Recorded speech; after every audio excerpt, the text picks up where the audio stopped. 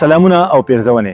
په سوات کې بلکې په ټول خیبر پښتونخوا کې د یتیمانو ماشومانو د تربیت او د تعلیم او د خصمانې لویه اداره خپل کور فاونډیشن چې د اوسو ماشومانو د خصمانې نه شروع شو او نن د غدرې لوی غټي ودانۍ دي پروجیکټونه دي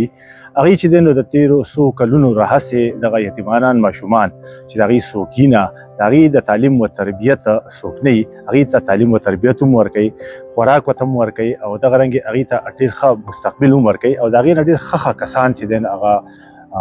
په مختلفو ځینو کې شوبو کې چې دغه فرایض سرانجام کوي نو زموږ طرفه خواسته چې تاسو زکاتی خیراتی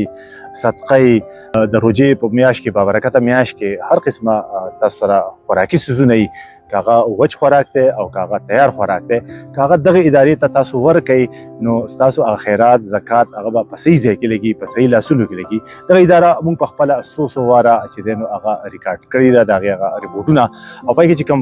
سيزونه یا پای کې چې کوم سہولیات او دغه ماشومان ته ورکول کېږي یقینا هغه بالکل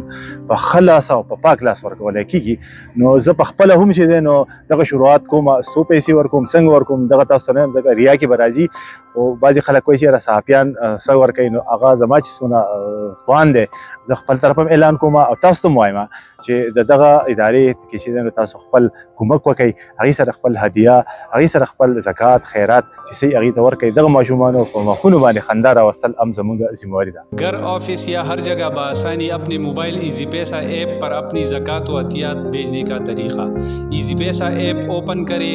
और मेनू में डोनेशन पर क्लिक करें, मुख्तलिफ दिए गई चैरिटी इदारों में खपलकोर फाउंडेशन पर क्लिक करें, फिर अपनी मर्ज़ी का रकम दर्ज करें और डोनेट नाउ पर क्लिक करें। आखिर में कन्फर्म पर क्लिक करके अपनी ज़कात व अतियात भेज दें। पाकिस्तान में या पाकिस्तान से बाहर ममालिक में रहने वाले मुखय्यर हज़रात अपनी ज़कात व अतियात खपलकोर फाउंडेशन की दिए गए ऑनलाइन बैंक के आईबान पर भेज सकते हैं।